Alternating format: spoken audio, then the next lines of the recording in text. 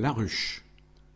L'objectif sera de connaître les éléments constitutifs d'une ruche de façon à pouvoir s'équiper.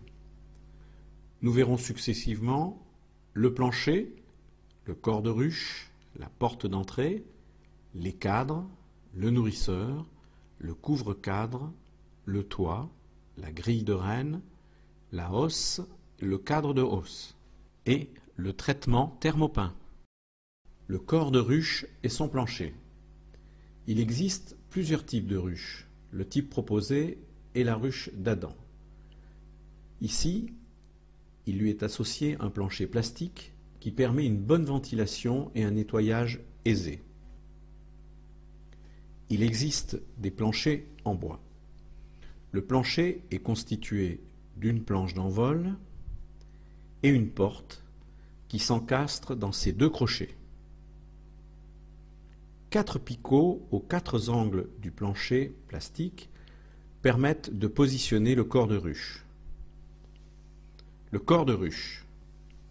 Le corps de ruche est composé de crémaillères qui vont permettre de positionner les cadres. De même, des crochets d'écartement qui permettent aux cadres de rester fixes, surtout dans le cas de transhumance.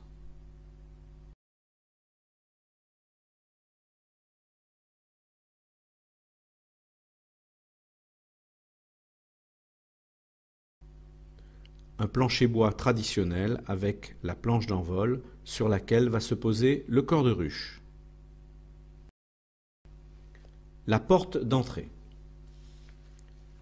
La porte d'entrée peut être en plastique ou métallique. Elle possède 2 positions, ouverte ou fermée. La position ouverte est calibrée pour laisser entrer les abeilles, mais barrer le passage aux prédateurs.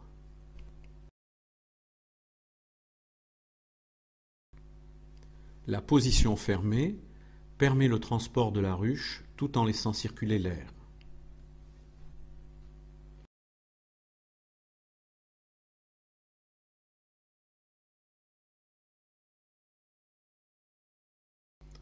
Les cadres du corps de ruche. La ruche d'Adam proposée comporte 10 cadres.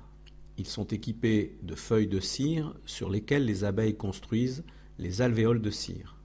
Elles y mettront le miel et le pollen et y élèveront les futures abeilles. On viendra y positionner 10 cadres pour obtenir un corps de ruche complètement équipé.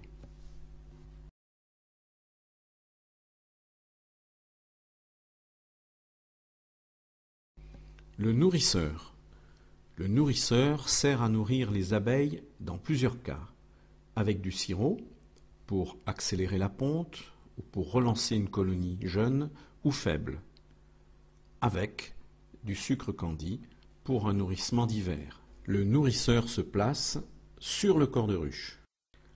Ici, un nourrisseur en bois avec un bac pour y mettre le sirop ou le sucre candi et un bac pour permettre aux abeilles d'accéder au nourrissement. Un nourrisseur plastique avec une partie centrale qui permet aux abeilles d'accéder au nourrissement et 2 bacs pour pouvoir mettre du sirop ou du sucre candi. Des accès directs sont positionnés dans les bacs pour l'utilisation du sucre candi. Un nourrisseur bac avec une entrée centrale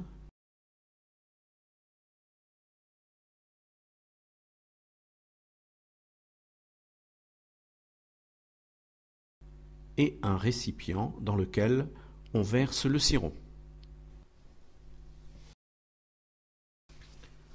Le couvre-cadre.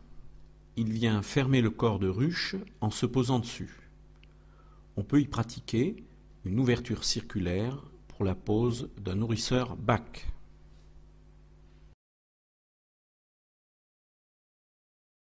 Le toit.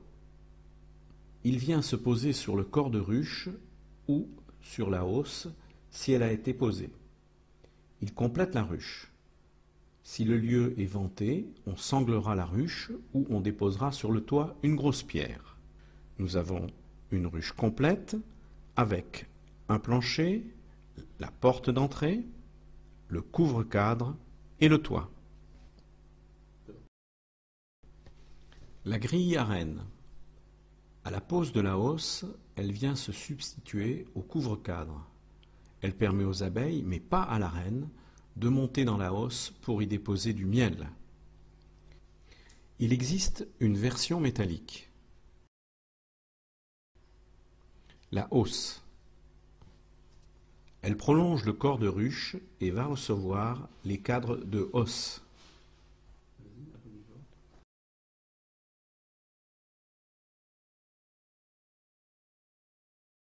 Les cadres de hausse. Leur taille est la moitié de celle des cadres du corps de ruche. Il y en a 9 par hausse. Ils sont équipés de feuilles de cire sur lesquelles les abeilles construisent les alvéoles. Les crochets d'écartement servent à la stabilisation des cadres en partie basse de la hausse. Ils sont destinés à recevoir le miel qui sera récolté. Le traitement thermopeint. Il est utilisé pour peindre le corps de ruche et la hausse avant leur mise en place au rucher. Il assure la protection du bois dans le respect des conditions de vie des abeilles.